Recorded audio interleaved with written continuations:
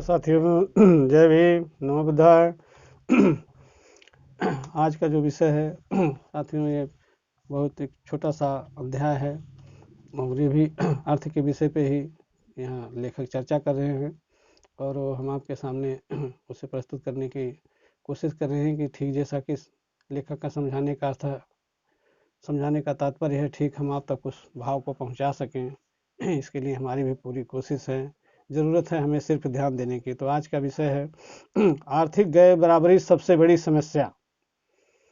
यहाँ ये अध्याय है कि आर्थिक गैर बराबरी जो है ये सबसे बड़ी समस्या है।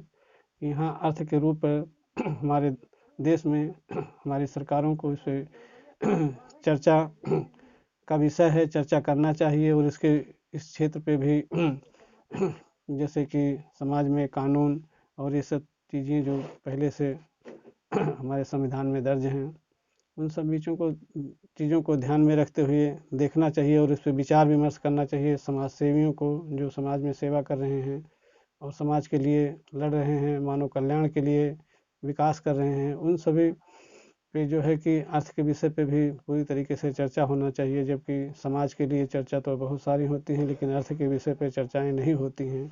ठीक इसी को माहौल को देखते हुए जो है कि लेखक यहाँ कुछ लाइनों के माध्यम से हमें समझाने की जो कोशिश की है वो बहुत बढ़िया तरीका है। ज़रूरत है हमें इसे जानने की, पहचानने की और इसे देख करके, पढ़ करके, समझ करके, इस पे विचार करके और इस पे अमल किया जाना चाहिए।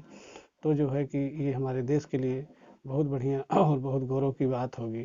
ठीक उसी तरीके से जैसा कि अभी आज लाइनों में लिख रहे हैं, आर्थिक और सामाजिक गैर बराबरी मानव जात की सबसे बड़ी समस्या है।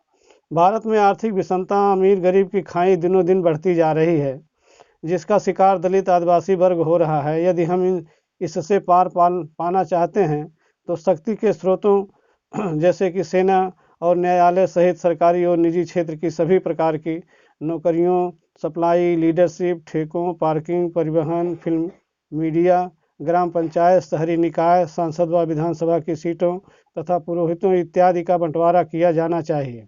विविधता में भारत के 4 सामाजिक समूहों सवर्ण, ओबीसी, दलित, आदिवासी और धार्मिक अल्पसंख्यकों के स्त्री पुरुषों के संख्यानुपात में करने से बेहतर भारत का निर्माण हो सकता है। आज भारत की सारी योजनाएं सामाजिक, लैंगिक और क्षेत्रीय विविधता को ध्यान में रखते हुए बनानी चाहिए थी, पर देश की शासक पार्टियों सहित तमाम बुद्धिजीवियों ने ही विविधता की अनदेखी की। यह बहुत बड़ी त्रासदी कही जाएगी कि देश के बड़े बड़े यूनिवर्सिटीज़ के प्रोफेसर तक डाइवर्सिटी के विषय में पूरी समझ नहीं रखते। वे भी तो तोता रटंत की तरह विविधता में एकता की माला जपते रहते हैं, लेकिन देश के अगर आर्थिक और सामाजिक विषमता को मिटाना है तो शक्ति के स्रोतों में विविधता की नीति लागू करना चाहिए। ठीक, अभी ये देश में संकेत दे रहे हैं और जैसे कह रहे हैं कि हमारे जो बड़े बड़े यूनिवर्सिटियों में प्रोफेसर हैं, जो कि पढ़ा लिखा करके हमारे आने वाली पीढ़ी व साथियों को शिक्षित और उन्हें प्रशिक्षित करते हैं, वो लोग भी जो है कि इस चीज़ से अछूते रह गए। डाइवर्सिटी शब्द पे नहीं समझ करके उस पर नहीं ध्यान कर रहे हैं, उसका प्रचार प्रसार नहीं करके युवाओं में इस चीज़ को डाल नहीं रहे हैं। यहाँ लेखक का ये समझाने का मतलब है डालना चाहिए, जैसा कि वो बता रहे हैं कि सभी जो सरकारी स्रोत हैं सभी, जैसे कि मैंने जिनका नाम लेकर के अभी आपके सामने प्रस्तुत किया है, उनमें संख्या के अनुसार सभी का बंटवारा हो और सभी को अवसर दिया जाए। जैसे कि सामने 4 वर्णों को यहाँ लिख करके कि सवर्ण, ओबीसी और एससी, फिर एससी एसटी जो इन बना संविधान के अंतर्गत हमारे मौजूद है, इनमें इनकी संख्या का अनुपात लगा करके और फिर इनको उस संख्या के अनुसार जो है कि इनको सारी स्रोतों में भी हिस्सेदारी मिले तो ये अर्थ के रूप में मजबूत होंगे। और जब मजबूत होंगे तो सब में समानता का जो माहौल बनेगा, भाईचारा बनेगा, एक दूसरे से किसी कम नहीं रहेगा, तो एक दूसरा क्यों जो है कि किसी को परेशान करेगा। तो इसी में सब में बराबर भाव होगा, भाईचारा होगा और ये दुनिया के सामने एक बहुत बढ़िया अच्छा मैसेज और संदेश जाएगा। यही लेखक का विचार करने का और सोचने का तरीका है और यही लिख करके वो जो है कि लेखक हमें समझाने की बार बार कोशिश कर रहे हैं। ज़रूरत है हमें सीखने की, पहचानने की और इसको अमल में लाने की। लास्ट की लाइनों में हमें कुछ थोड़ा सा संदेशा फिर दे रहे हैं। देर सवेर देश में डाइवर्सिटी लागू होना तय है। इस आंदोलन को जब अब कोई रोक नहीं सकता, लेकिन देश में इसके लायक माहौल बनाने के लिए ज़रूरी है कि बहुजन समाज अभी से नौकरियों पर निर्भर होना छोड़ और बड़ा ना सही छोटे मोटे उद्योग व्यवसाय में भी महारत हासिल करने का प्रयास शुरू करें। बिना व्यवसाय वाणिज्य में निपुण हुए समाज डाइवर्सिटी का लाभ नहीं उठा सकता है। खास करके लेखक यहाँ बहुजन समाज को संबोधित करते हुए उनके लिए कह रहे हैं कि आपको नौकरियों का जो है आसरा छोड़ करके छोटे मोटे बड़े व्यवसाय में जा करके और अर्थ के लिए काम करना चाहिए। जब तक ऐसा नहीं करेंगे तब तक जो है कि मूल रूप से आप डाइवर्सिटी का लाभ नहीं उठा सकते हैं, जो कि डाइवर्सिटी हमारे लिए बाबा साहब ने बना करके लिख करके गए हुए हैं।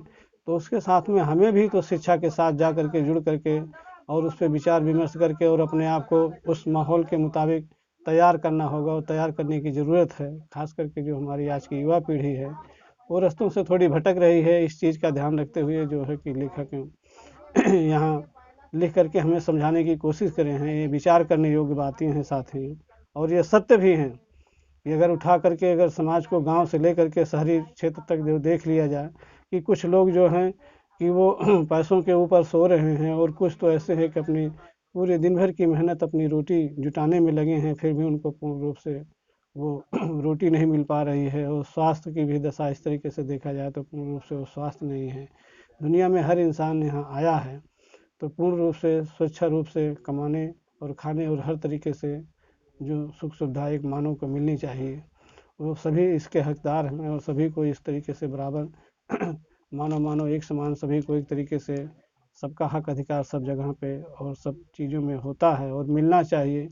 लेकिन ये हमारी कमजोरी है कि जो कि अभी हमारे देश में ये अविभिन्नता बनी हुई है और ऊंच नीच का जो भेदभाव बना हुआ है इसे हमें कम करके और भाईचारा को बढ़ाना चाहिए।